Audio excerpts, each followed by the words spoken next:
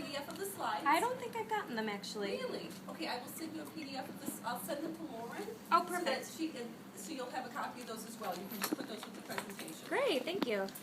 Okay, well, first of all, thank you so much for inviting me to be here today. My name is Amy Jigma-Simpatonic. That's a really long name, so Amy is just fine.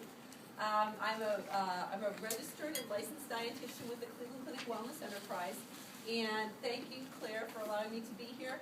I'm part of the team that has part of the department that has your Lifestyle EAP program. You are one of our providers for the Lifestyle EAP program, so this is part of your wellness programming. I've been a dietitian for about 1 million years, and nutrition has changed a lot since then. I did want to share with you that the reason I became a dietitian is that I was 250 pounds my whole life. For people who've never been heavy, it's just different.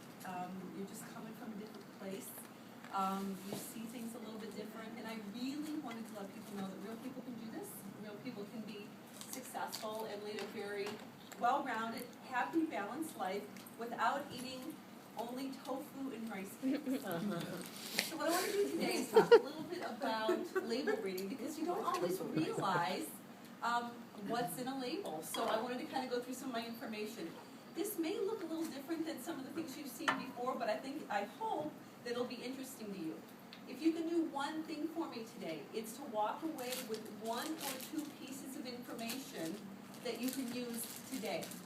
Not, oh wow, Amy, this was great, and thanks a lot, and awesome, and now I'm not going to do anything. I know that's not you guys, but I'm just saying. I want you to be able to walk out of here with 1 or 2 things that you can do today to improve your nutrition. So why do we read labels? Okay, we all know that we have a problem with obesity. Take a look around. We're all struggling with it. It is an epidemic, right? And the thing that we're talking about here, and we call this in the biz, visceral adiposity. Doesn't it sound really cool? Visceral adiposity? Well, it ain't, okay? I'm just here to tell you. Visceral adiposity is that belly fat around the middle. And the problem, the problem with it is that it's so damaging because it tends to increase the production, and I'm not going to go into too much science, but I am a scientist, so there won't be a quiz, but I am going to share some of the science with you. There's proteins that your body creates that increase inflammation when you have more belly fat. The problem with that is that when you have more of these proteins being created, it increases your risk of cardiovascular disease, increases your risk of diabetes, and increases your risk of all the other inflammatory conditions, such as arthritis, fibromyalgia, Sjogren's syndrome, a number of the inflammatory conditions, lupus, okay? All of these things have an inflammation linked to them. And what we're seeing now is more about the research behind trying to reduce inflammation in your body. And by choosing the right types of foods, you can reduce inflammation. Okay, so I'm not going to go through all of the research with you because I want to get to the meaty stuff, but we know that there's a big issue with regard to obesity. The prevalence, you guys have all seen the CDC charts, right? This is important because this shows it's Ohio. Now this is from 2008. This is the latest research that we have. These dark red areas are showing you the counties of Ohio that have greater than 29.8% obesity.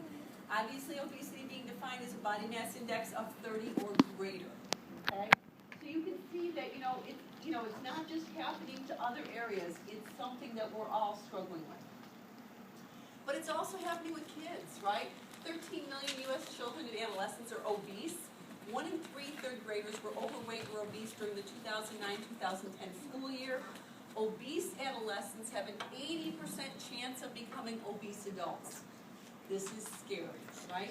1 in 3 children born in the year 2000 or later will develop diabetes in their lifetime. If they're a minority child, it's 1 in 2. We need to do something about this today so that we can help. And obviously, there's a big cost of obesity, $115 billion per year to manage the cost of obesity. And guess what? The research that we know, I work for Dr. Royson, and he's very passionate about wellness. We know that 75% of all healthcare costs are attributed to the big 5. Okay? Anyone have an idea what the big 5 are? Smoking. Tobacco? I heard tobacco, that's 1. Exercise. Physical inactivity, good. We got another one. Nutrition. All right, food choices and portion sizes, good. We got 2 more. Family history. Mhm. Stress and sleep. 75% of all doctor's visits are attributed to lifestyle factors. Ugh.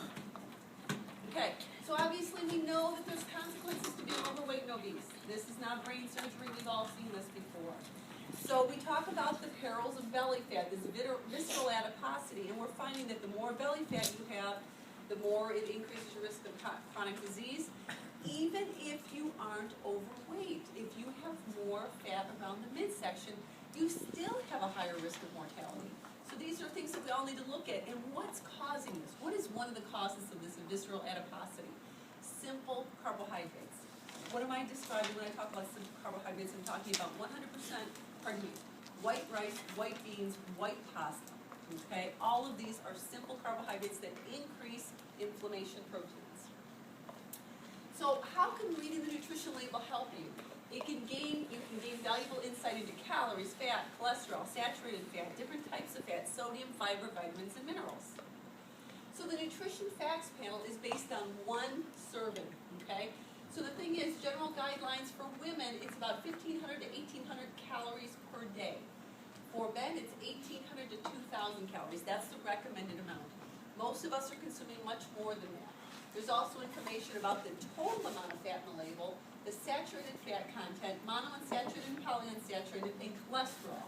So first of all, there's 3 types of fats, right? There's the saturated fat, that's the bad guy. That's the solid fat at room temperature. That's the high-fat dairy, that's the beef fat, that's the bacon fat. It's that solid fat at room temperature. It's palm oil, it's coconut oil. These significantly increase inflammation in the body, significantly increase your risk of heart disease. There's 2 other types of fats. There's saturated fat, and then there's monounsaturated and polyunsaturated. Monounsaturated is a good guy. That's the olive oil, the canola oil, the nuts, the avocados. This is the one that tends to be very heart healthy. Just like polyunsaturated, that's the corn oil, the vegetable oil, the omega-3 fatty acids like the salmon and the walnuts and the chia. All of those are helpful. So the monos and the polys are good. The saturated fats are the bad guys, okay? And cholesterol, right? I'd like to dispel a myth for you. Eating foods with cholesterol will not raise your blood cholesterol level. Let me say that one more time because I know that that's been said out there.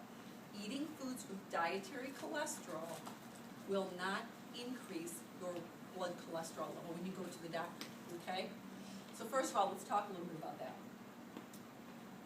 Foods that contain cholesterol come from animal sources, right? If it's got a face, it's got cholesterol.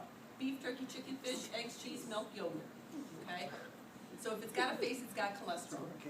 What are we trying to do? We're trying to reduce the intake of dietary cholesterol, but more importantly, with regard to your lipid profile, those numbers that you go and get done by your doctor, we're trying to reduce your intake of saturated fat. It's saturated fats that increase your blood cholesterol level, okay? So the recommendation is to consume less than 300 milligrams of dietary cholesterol per day. Those are the recommendations. So sodium, okay. The new sodium guidelines are recommending less than 1,500 milligrams of sodium per day if you have any family history of high blood pressure or any history of hypertension in your family, okay? What the heck does that mean in English, right? Okay, it all sounds good, but let me give you a frame of reference. If you have a history of hypertension, it's less than or equal to 1,500 milligrams of sodium a day. Sodium has lots of different terms, right? Salt is called a lot of things in a lot of different places. Sodium carbonate, monosodium glutamate, sodium calcinate, calcium carbonate. There's all kinds of terms for salt. So less than 1,500 milligrams is not a lot. If you do not have a history of hypertension, you can go as high as 2,300 milligrams of sodium for the day. Once again, let's get back to that reference point.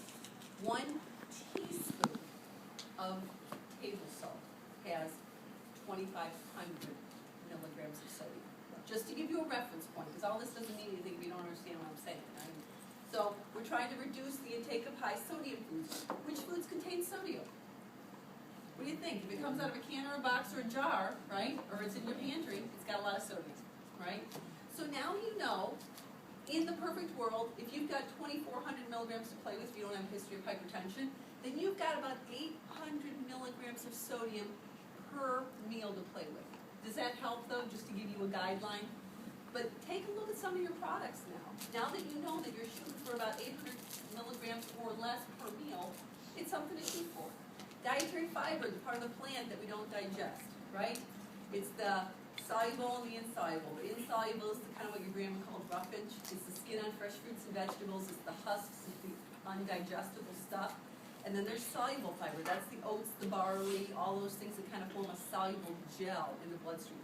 Both types of fiber are good, okay?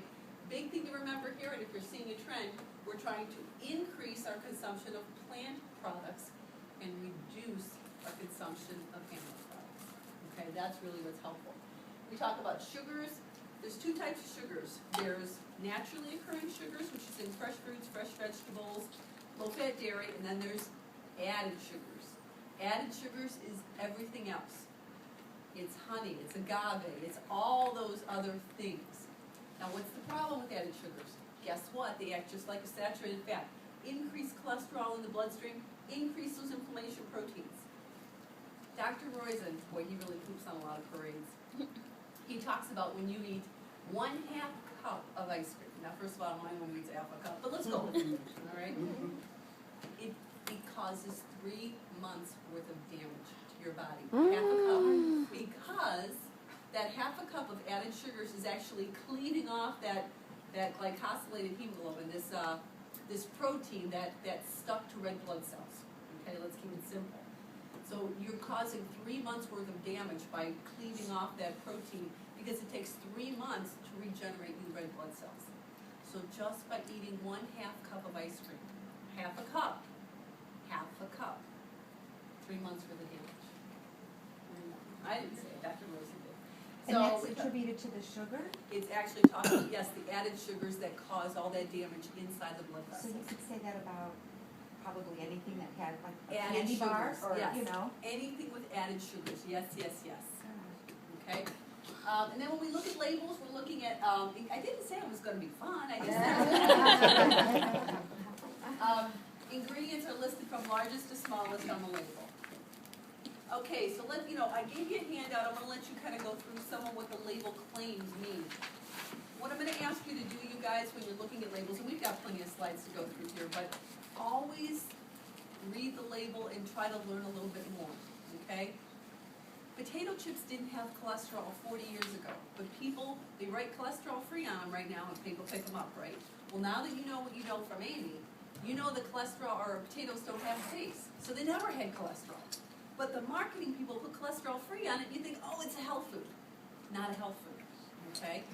Now, of course, I taught a college course too, and of course, one of my students is like, well, Mr. Potato Head. I'm like, no, it doesn't count. It's not Mr. Potato Head. We're not going down that road. Potatoes don't have cholesterol, but they are loaded with saturated fat, okay? That's the thing to keep in mind. So, take a look at what some of these claims mean, but you need to find a way to make it fit into your nutrition plan. So fat-free or sugar-free, less than 0.5 grams of fat per sugar, or fat or sugar per serving. Low fat, less than 3 grams of fat or less. Guess what? Anyone ever drink 2% milk? Okay, maybe nobody here, because everybody thinks fat-free in here, right? But 2% milk is not a low-fat food. 2% milk has 4 grams of fat per 8-ounce cup. That's not low fat. That's not defined as low fat. Okay, so that is not even a low-fat food. Reduced fat or reduced sugar, 25% less fat or sugar. Cholesterol-free, less than 2 milligrams of cholesterol per serving, and 2 grams or less of saturated fat. And reduced cholesterol, less than 25% or less than 2 grams or less of saturated fat. Calorie-free, less than 5 calories. Low-calorie, 40 calories or less. Light or light, 1/3 fewer calories.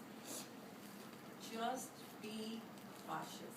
One of the terms that manufacturers love to put on the label is natural, but okay, cyanide is natural, but you don't want to consume it, right? Be cautious when you're looking at labels, okay? Just because it says light or whatever the heck light means to whoever, it doesn't mean it's always a good choice, okay? Trans fat free means that it's less than 0.5 grams or less. Okay, there's a trans fat loophole, folks. Did you know that? To get the trans fat listed on the nutrition facts panel back in 2006, there had to be some concession with regard to the definition of a zero or a trans fat-free product. You can call a product trans fat-free if it is less than 0.5 grams of trans fat per serving. So if it's 0.499999999 grams of trans fat per serving, they can still call it trans fat-free. Isn't that very cool? I don't know who I can talk to about that, but it's just the way it is. So the problem with that is that obviously trans fats are those really unhealthy heart fats that increase your risk of heart disease substantially. A lot of trans fats are found in processed foods, okay, so we really try to reduce the trans fat from these products. The problem is that if you find a product that says trans fat free and you're thinking it's healthy and it's got 0.49 grams of trans fat per serving and you eat 4 times that amount, you've just ingested 2 grams of trans fat, which is very, very harmful for the body, okay? So trans fat free does not mean zero, okay? So I'm going to ask you to do 2 things for me. First of all, when it says trans fat free, I'm going to ask you to go to the label, okay, the ingredients label, and if you see anything that says partially hydrogenated, put it down, okay? Partially hydrogenated soybean oil, partially hydrogenated cottonseed oil, partially hydrogenated vegetable oil. Any of those means that it's got trans fats. Okay, so let's look at some labels, okay? Don't get seduced by natural or organic, right? Okay, now, to protect the innocent, and because I work at Cleveland Clinic and we are not allowed to endorse any products, I have covered up the names to protect them, okay? Now, if you happen to make the leap of what they are, so be it. Okay, this cookie here, which we will not call the name of it, but we're protecting it, right? It's organic. It's still a cookie, okay? Just because it's organic doesn't mean it's a health food, right? Cautious. Look at this peanut butter, natural peanut butter, okay? Doesn't mean it's healthy. There is no true FDA, Food and Drug Administration definition for natural, okay? Because that can mean anything to anybody. And this fat-free raspberry pecan dressing is another thing. Yeah, I have some. Okay, so this is another cereal. We won't say the name of it. 2 bowls, 2 meals, 2 weeks. Drop a jean size. Really? Really?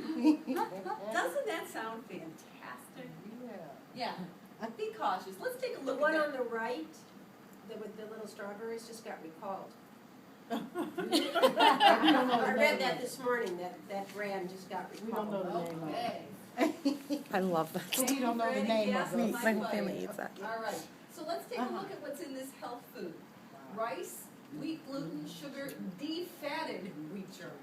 Yum. Salt, high fructose corn syrup, dried whey, malt flavoring, calcium caseinate, ascorbic acid, which is basically vitamin C, alpha tocopherol, which is vitamin E, reduced iron nicotinamide, which is B3, pyridoxine, which is B6, pyridoxine hydrochloride, which is B6, riboflavin, B2, thiamine hydrochloride is B1, vitamin A, folic acid, and B12.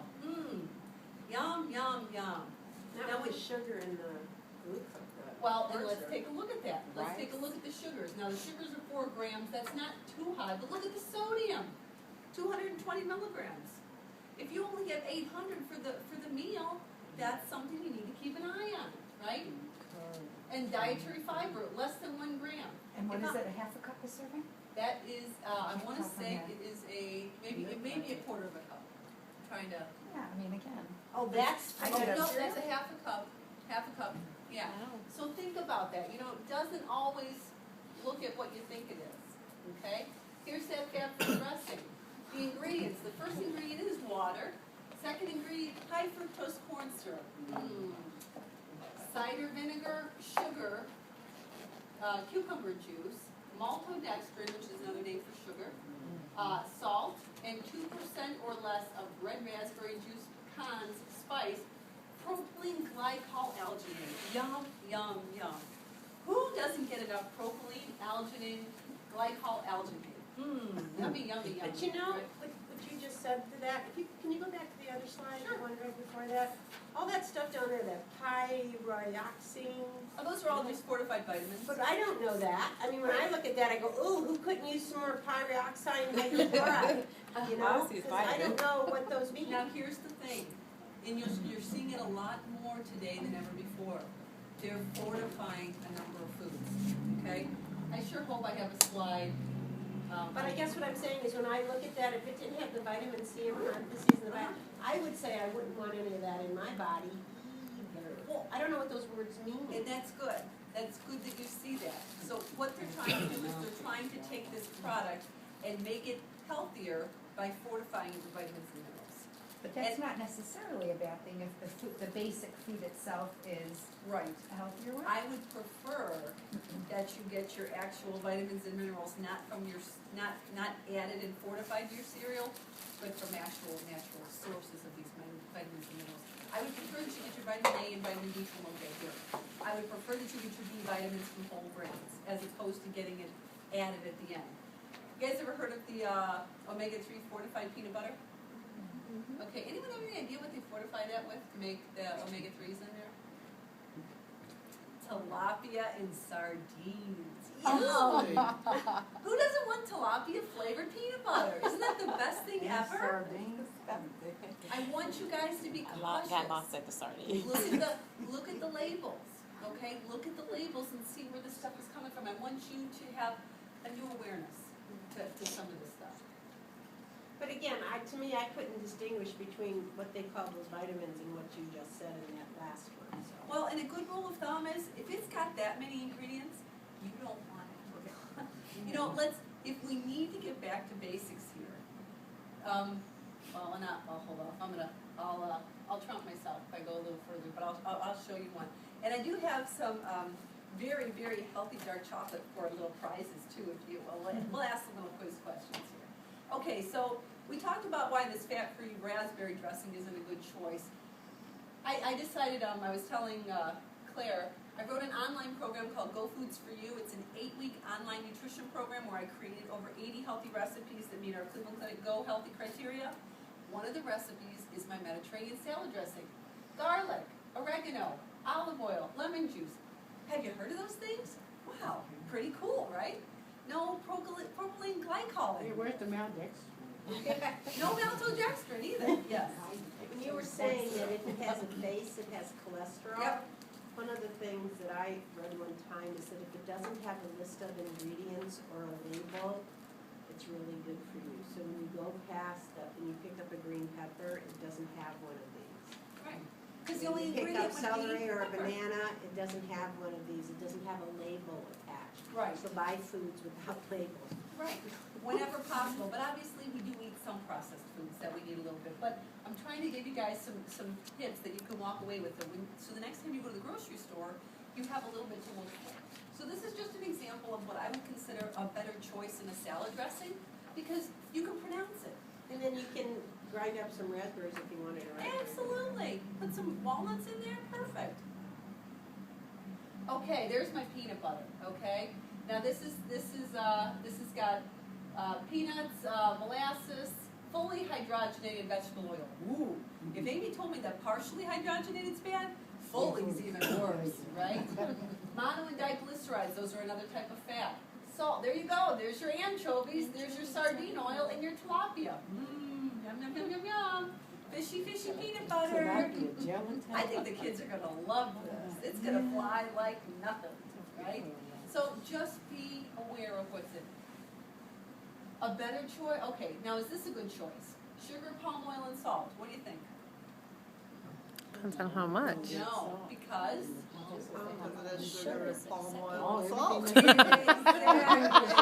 Exactly.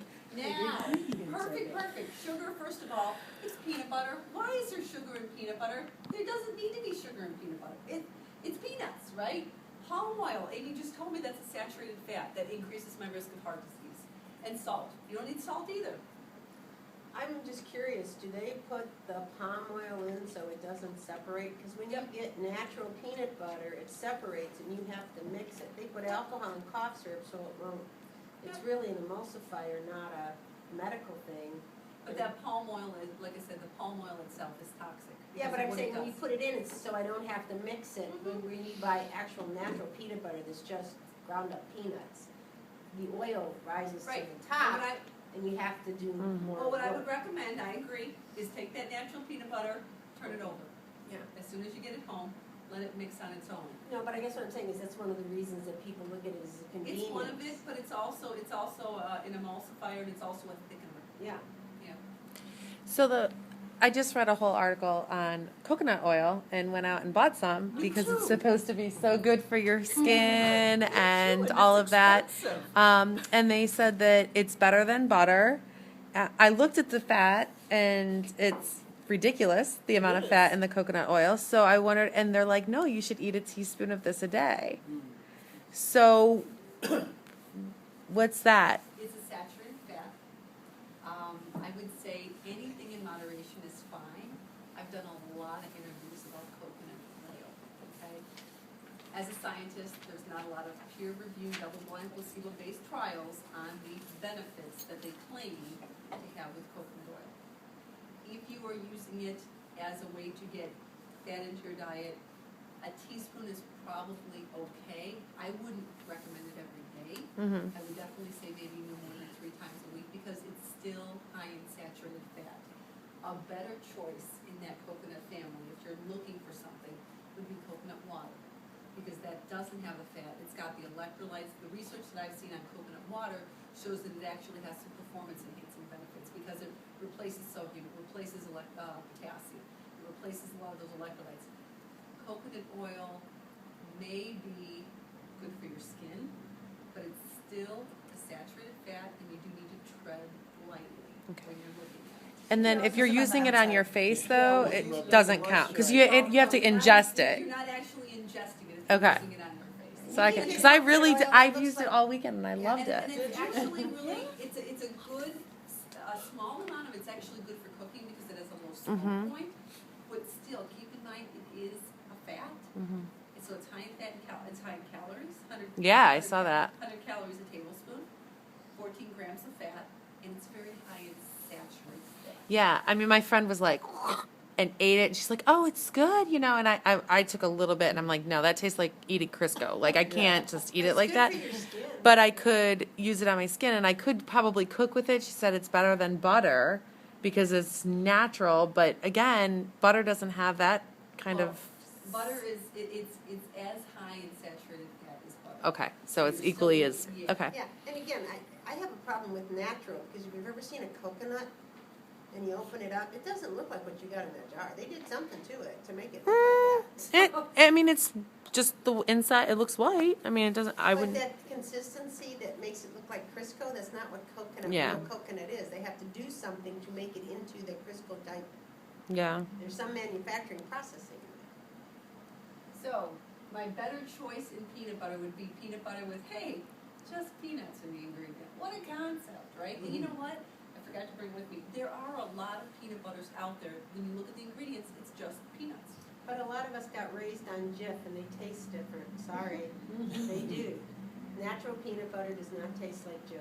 Just gotta get used to it. Okay.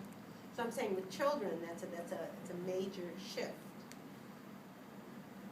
But it's important though. Well, not if they won't eat it, no. Yeah. But It here's, is. here's my thing, and now I'm They'll gonna, eat it. now I'm gonna be the bad guy. I'm looking at this from the parent hat. You're the parent, you know, unless your children have jobs and they can buy their own food.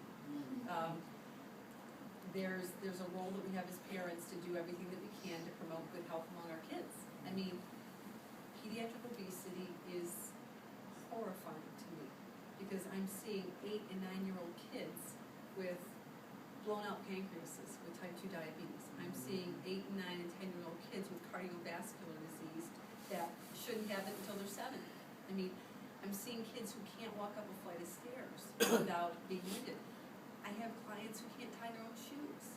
I mean, this is a problem, right? And you know, it's not so much, and obviously there's a huge emotional component to this, but you know, from a health standpoint, we as a country need to kind of look at things a little differently because, you know, I'm looking at this, you know, from a lot of different lenses, but let's look at this from a corporate responsibility level too.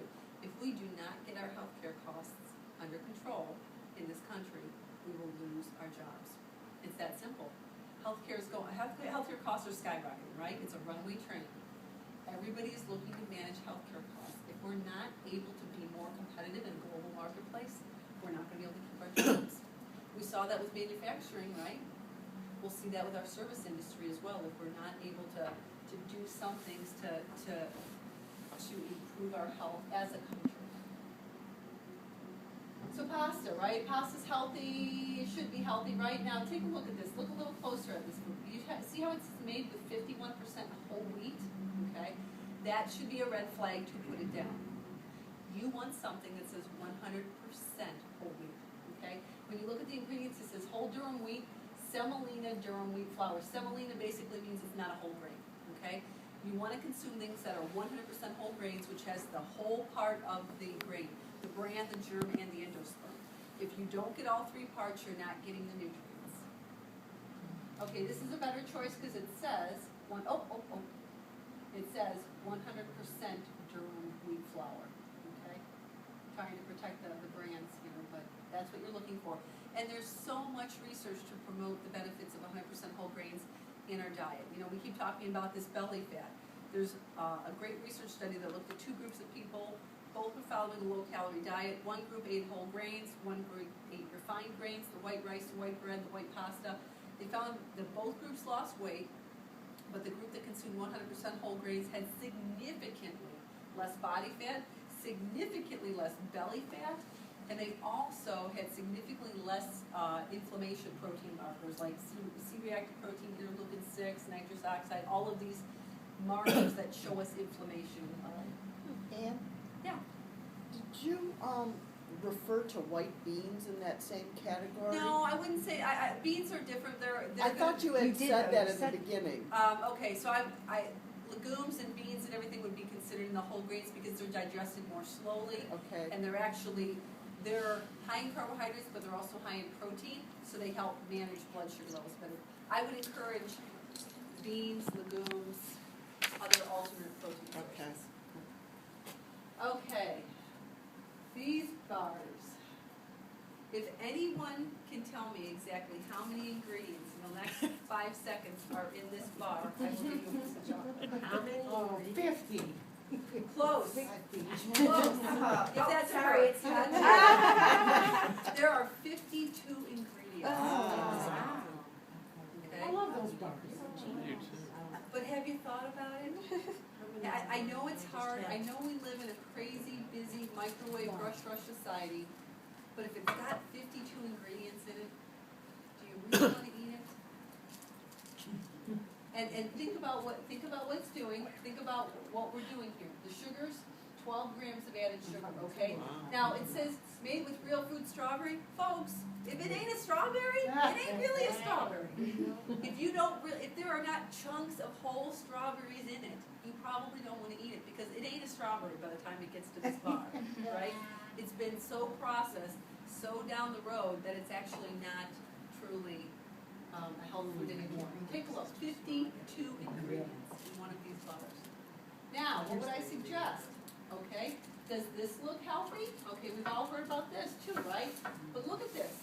It's not a good choice at all. Look at the sugars. 8 grams of sugar is too high. Let's look at the ingredients. Let's break it down. Rolled grain blend. Okay, hard red wheat, oats, rye, jacquali, barley, brown rice syrup. That's the bad guy. Okay, brown rice syrup is an added sugar that increases inflammation. Okay, and we've seen some other negative impacts of brown rice syrup. We just saw a scare, I'd say probably within a year ago, with brown rice syrup in arsenic in baby formulas, right? That was one of the interviews that I did for ABC. You really have to be cautious about what you're finding in the ingredients. So although this is one of those things that sounds healthy, it's not necessarily that way. Yogurt is the same way, right? Yogurt sounds like a health food, but a lot of times there's so much added sugar in those yogurts, it's not really a good choice. So what would I recommend, okay? Here is a bar that has almonds, dates, and unsweetened bananas. 52 versus 3. 52 versus 3, okay? And I'll bet you a fourth grader could pronounce everything in this bar. That's another good rule of thumb. If a fourth grader can read the ingredients and know what they are, probably a good choice. Something like that, would you have to go to a Whole Foods store for? Not necessarily. I mean, I've seen this. A I've lot seen more this. places are carrying it. I've seen this in drugstores. I've seen it in the grocery stores, wherever you shop. Yeah. I mean, I like this brand because it's only got ingredients that people know what they are.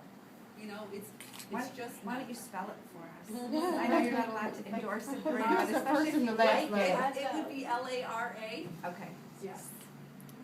I've seen, yeah, you can get that at Mark's, Randy. Yeah. Really? Mhm. Okay, so cereals. Do you think it really grew in nature like that? How many things are you putting in the garden that actually come out purple and orange and green sugary like that? Okay? If I Take a plant look. it. I might. Okay, so one of the things that I talk a lot about too is the pantry swap. People need real life tools on how to do this, okay? So I always talk about, like I said, in my online program, which like I said, this is our Eating Healthy on a Budget.